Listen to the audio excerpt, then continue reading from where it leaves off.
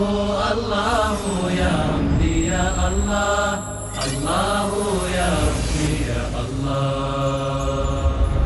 لا إله إلا الله، لا إله إلا الله، لا إله إلا الله، محمد رسول الله، محمد رسول الله. الحمد لله رب العالمين والعاقبة للمتقين ولا عدوان إلا على الظالمين والصلاة والسلام على المبعوث رحمة للعالمين وعلى آله وأصحابه الغر الميامين ومن تبعهم بإحسان إلى يوم الدين. أما بعد، فأعوذ بالله من الشيطان الرجيم. ألم تر إلى الذين أوتوا نصيبا من الكتاب يؤمنون بالجبت والطاغوت ويقولون للذين كفروا هؤلاء أهدى من الذين آمنوا سبيلا. وقال المولى جل وعلا: قل هل أنبئكم بالشر من ذلك مثوبة عند الله من لعنه الله وغضب عليه وجعل منهم القردة والخنازير وعبد الطاغوت. وقال جل وعلا: قال الذين غلبوا على أمرهم لنتخذن عليهم مسجدا. وعن أبي سعيد رضي الله عنه قال قال رسول الله صلى الله عليه وسلم: لتتبعن سنن من كان قبلكم حذو القذة بالقذة حتى لو دخلوا جهر ضب لدخلتموه. قالوا: اليهود والنصارى يا رسول الله. قال: فمن؟ اخرجاه. محترم حاضرین، کتاب التوحید کا 22واں باب آج ہمارے درس میں ہے۔ صاحب کتاب علیہ الرحمہ نے عنوان قائم کیا ہے: باب ما جاء ان بعض هذه الامہ یعبد الاوثان۔ اس امت کے بعض افراد بتوں کی پرستش بھی کریں گے۔ دلائل سے ثابت کیا ہے، اللہ کے کلام، رسول اللہ صلی اللہ علیہ وسلم کے کلام سے ثابت کیا ہے کہ یہ امت اور امت کی بھاری اکثریت بت پرستی میں مبتلا ہو جائے گی، غیر اللہ پرستی میں مبتلا ہو جائے گی۔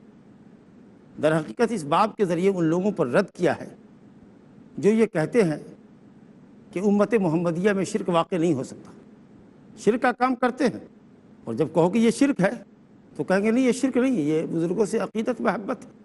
تم چونکہ اولیاء کی بزرگی نہیں مانتے، تم چونکہ کرامت پر ایمان نہیں رکھتے، غلط الزام ہے۔ بزرگی بھی مانتے ہیں، الحمدللہ اہل سنت کرامت بھی مانتے ہیں، لیکن کرامت اور شعبدہ بازی میں فرق کرتے ہیں، اور بزرگوں کی بزرگی میں اتنا غلو نہیں کرتے ہیں کہ ان کو ان کے مقام سے اوپر اٹھا دیتے ہیں۔ تو بہرحال شرک کر رہے ہیں لوگ، اور جب ان کے شرک پر آپ ٹوکیں، ان کو رد کریں، تو کہیں گے یہ شرک کدھر ہے، یہ تو شرک نہیں ہے۔ امت محمدیہ سے شرک ہو ہی نہیں سکتا، کیونکہ یہ امت لا الہ الا اللہ محمد رسول اللہ پڑھتی۔ ایسے ہی لوگوں پر رد کرنے کے لیے یہ باب اسپیشلی قائم کیا گیا۔ آیات اور احادیث کی روشنی میں ثابت کیا گیا کہ یہ امت بھی وہ تمام کام کرے گی جو کام اس سے اگلی امتیں کر چکی، خاص کر یہود و نصارہ۔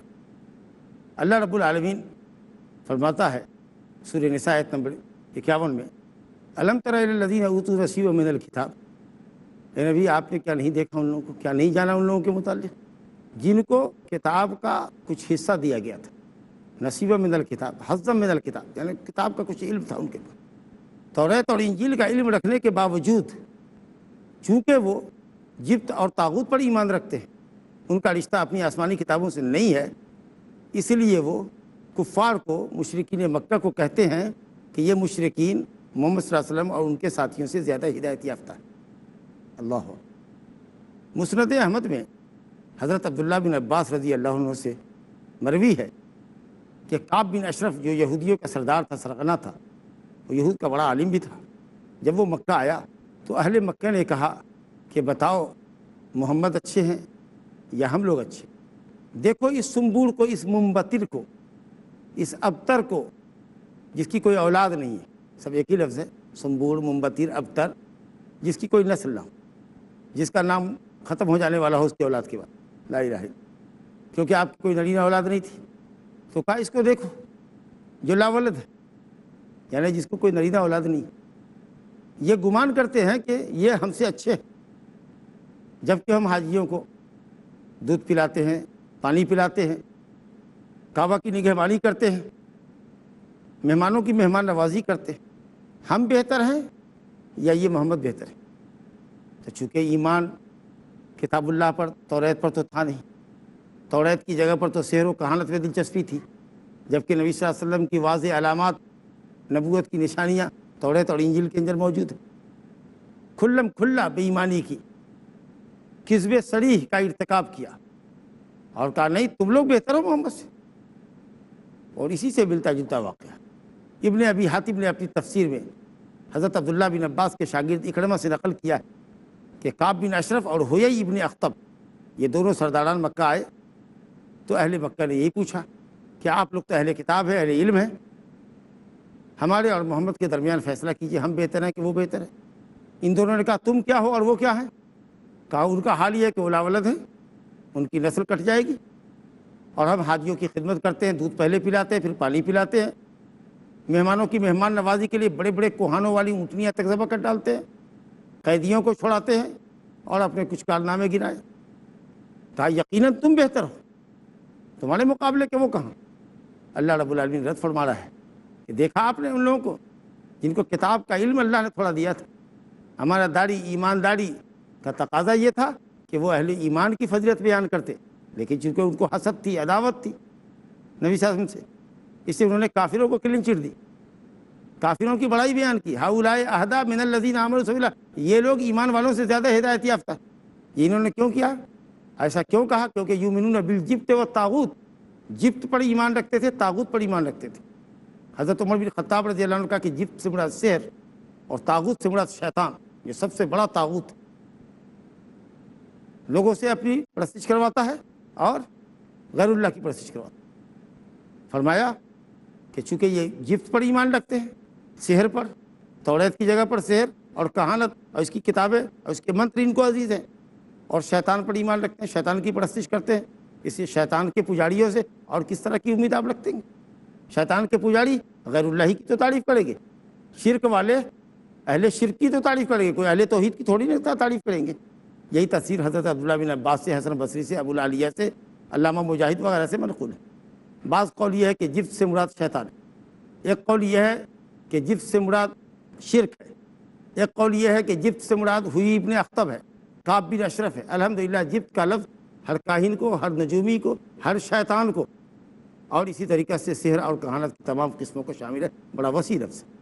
تو یہ امت یا امت کا ایک طبقہ جو شرک کرتا ہے اور کہتے ہیں کہ نہیں شرک نہیں ہے، توحید ہے یہ، اور یہ امت شرک کر ہی نہیں سکتی، اہل کتاب کے طریقے کی پیروی کرے گی، اس لیے یہ آیت مؤلف رحمۃ اللہ علیہ نے یہاں ذکر کی۔ اس کے بعد صاحب کتاب نے سورہ مائدہ کی آیت نمبر 60 ذکر کی ہے۔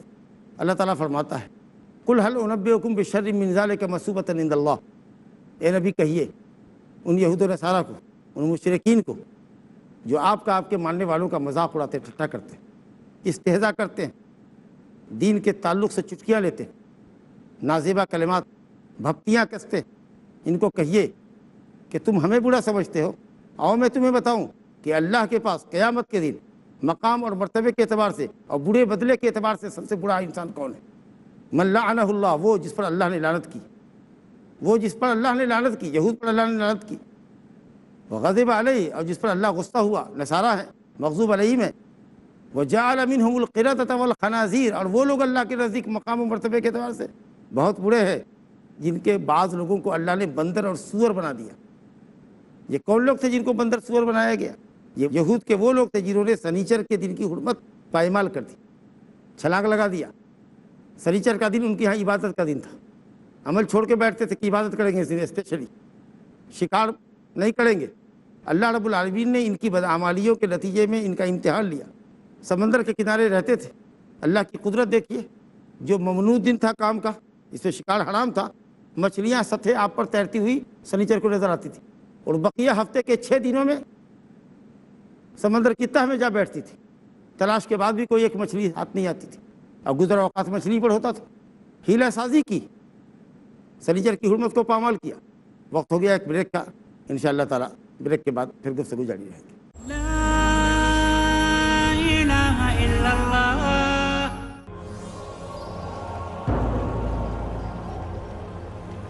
ألف لام ميم. ذلك الكتاب لا ريب فيه هدى للمتقين۔ قرآن حکیم اللہ رب العزت کا آخری اور مکمل کلام جو اس نے نبی کریم صلی اللہ علیہ وسلم پر نازل فرمایا۔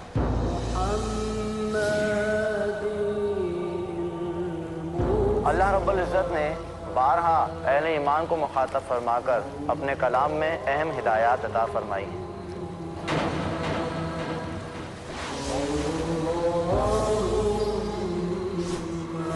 ان ہدایات کا جاننا تمام اہل ایمان کے لیے انتہائی ضروری ہے۔ آئیے اس موضوع پر دیکھیے ہمارا پروگرام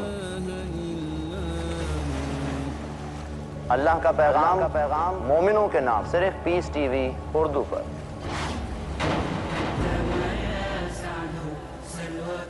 سمجھیے کیا ہیں وہ احکامات ہم پر لازم ہے جن کا احترام۔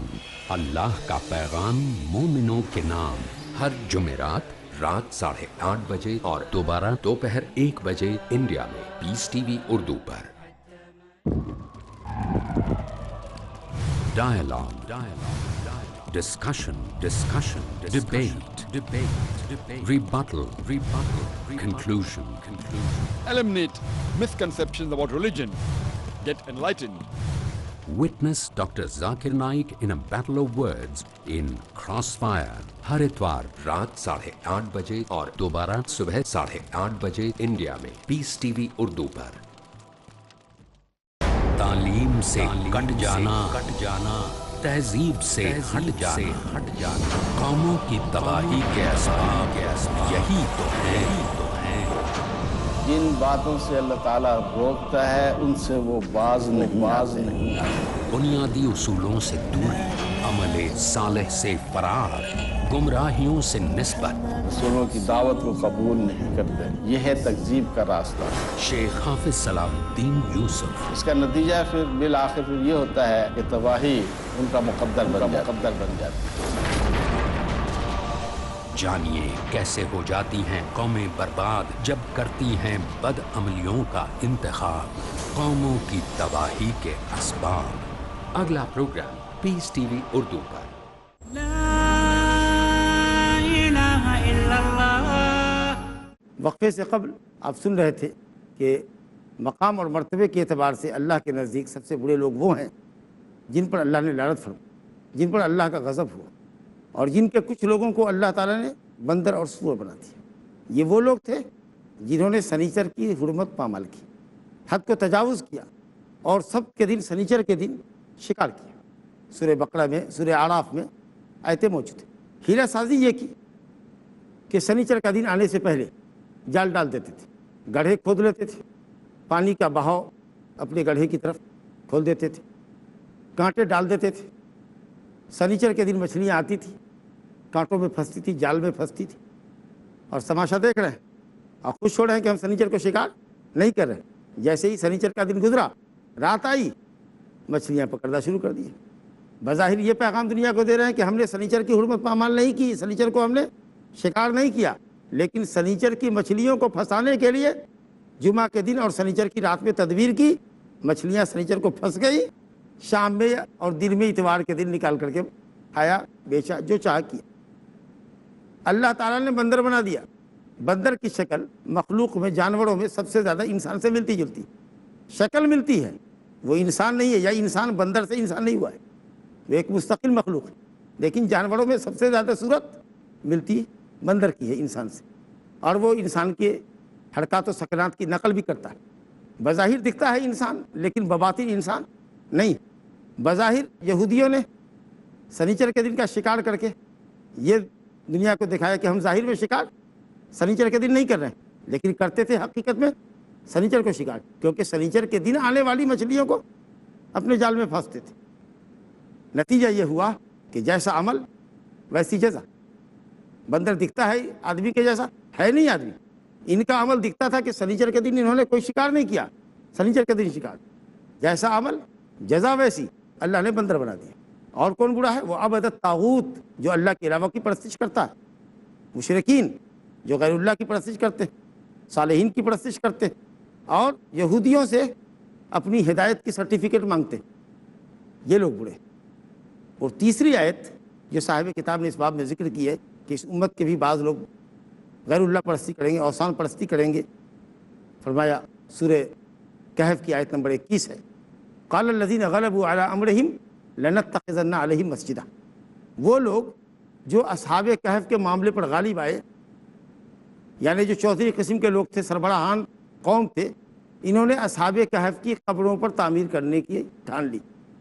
جو کمزور لوگ تھے ان کی بات نہیں چلی، اور اکثر جو سردار اور سورما قسم کے لوگ ہوتے ہیں، دبنگ قسم کے لوگ معاشرے میں ہوتے ہیں، ان کی اکثریت حق سے دور بھی ہوتی ہے۔ بہرحال وہ غالب آنے والے لوگ مسلمان رہے ہوں یا کافر رہے ہوں، دونوں ہی حالت میں انہوں نے برا کیا، کیونکہ قبر کو پختہ کرنا، قبر پر تعمیر کرنا، قبر پر مسجد بنانا، قبر پہ قبہ بنانا، آپ جانتے ہیں متعدد روایتوں کے حوالے سے آپ یہ بات پڑھ چکے ہیں، سن چکے ہیں کہ اللہ کے رسول نے لعنت فرمائی، لعن اللہ الیہود والنصارى اتخذوا قبور انبیائہم وصالحین مساجد۔ اللہ کی لعنت ہو یہود و نصارہ پر کہ انہوں نے انبیاء کی قبروں کو مسجد بنایا، یا تو اس پر مسجد باقاعدہ مسجد کی عمارت بنا ڈالی، یا بغیر عمارت بنائے ہوئے قبروں پر سجدہ کیا، یہ سمجھ کر کے کہ یہاں سجدہ مقبول ہوتا ہے اللہ کے لیے اور یہاں دعائیں اللہ جلدی قبول کرتا ہے۔ تو اس طریقے سے وہ شرک اصغر کے مرتکب ہوئے، اور قبر کو سجدہ کیا تو شرک اکبر کے مرتکب ہوئے۔ تو بہرحال جو لوگ غالب آئے انہوں نے یہ کیا، تو اگر وہ مسلمان بھی رہے ہوں تو ان کا یہ طریقہ حرام اور ناجائز طریقہ تھا، لعنتی فعل تھا ان کا۔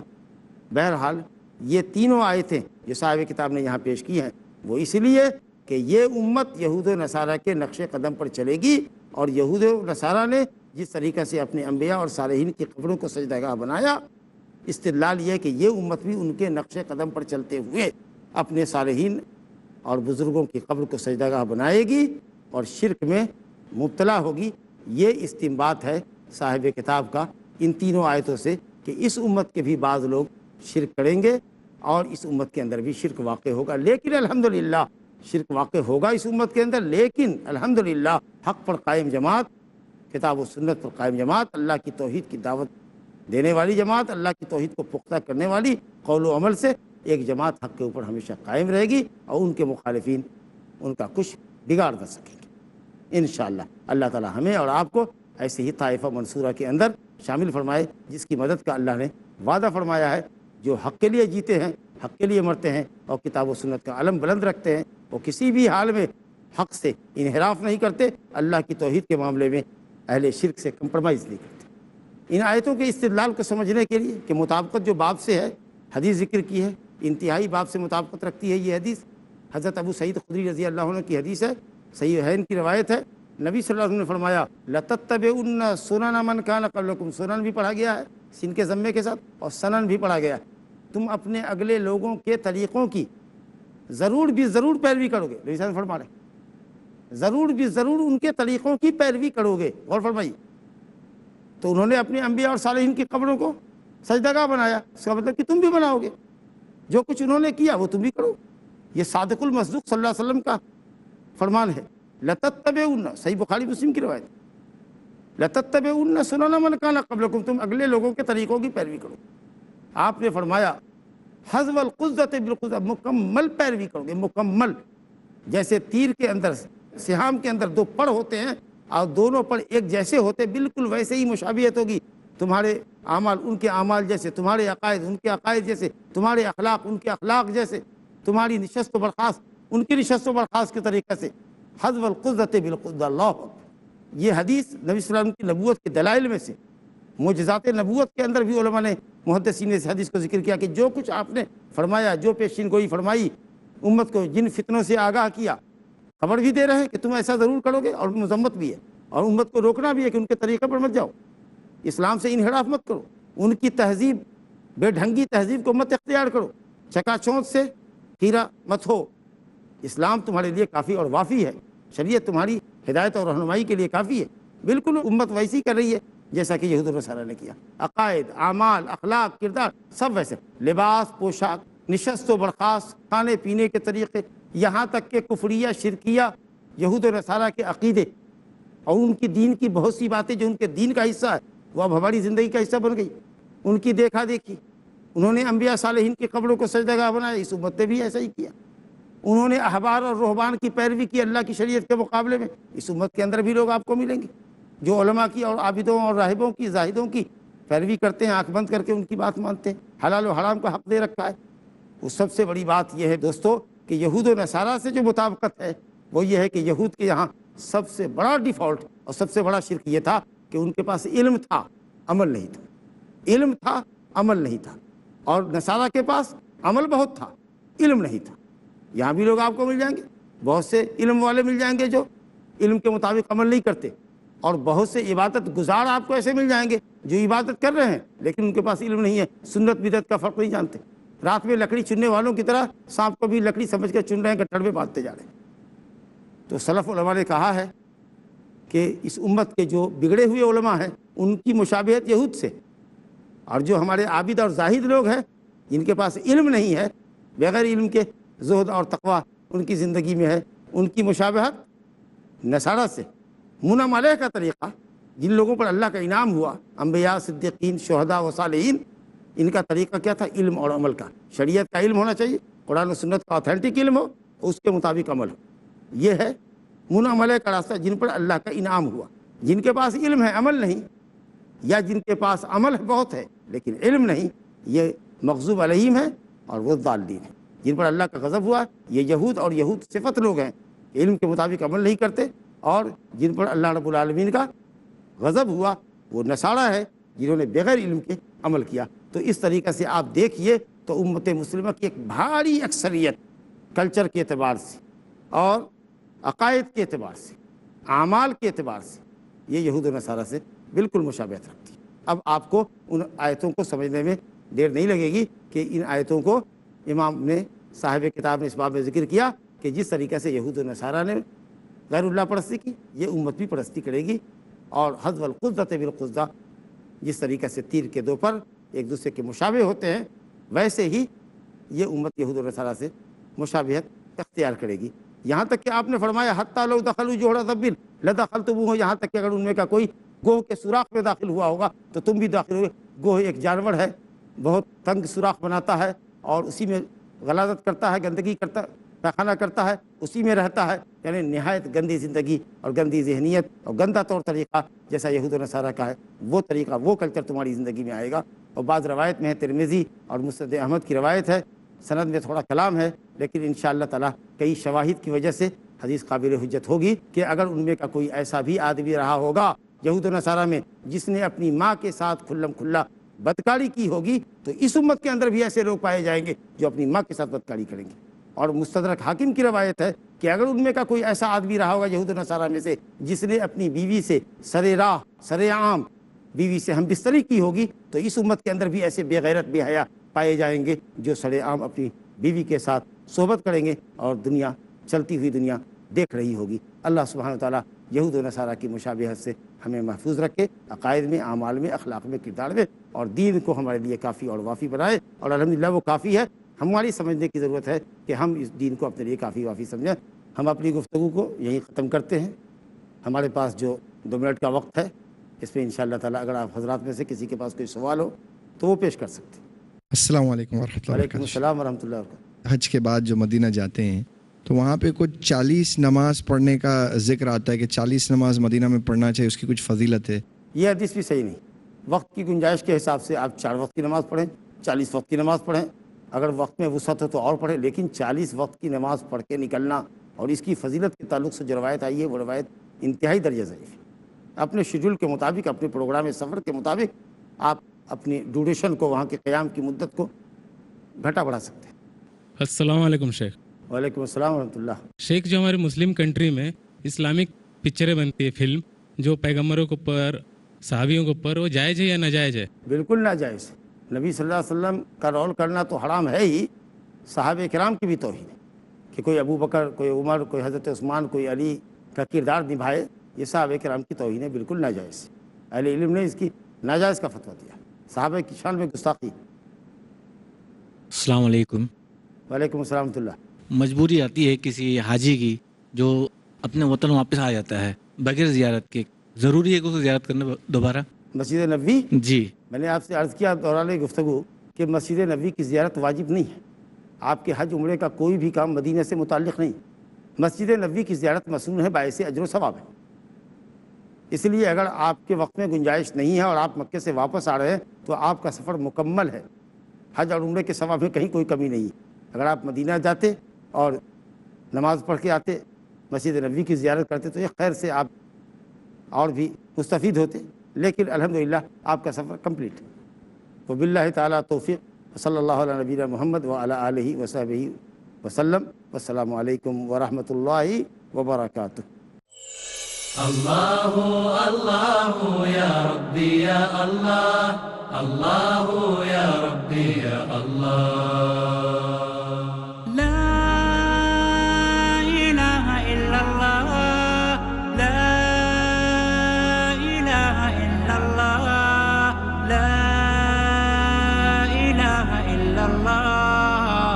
محمد رسول اللہ، محمد رسول اللہ. أرجو رضاك يا الله، أنت الرحيم يا الله، هبني عطاك يا الله، أنت الكريم منك العطاء يا الله، أنت العظيم يا الله، فيك الرجاء يا. ازل سے تا امروز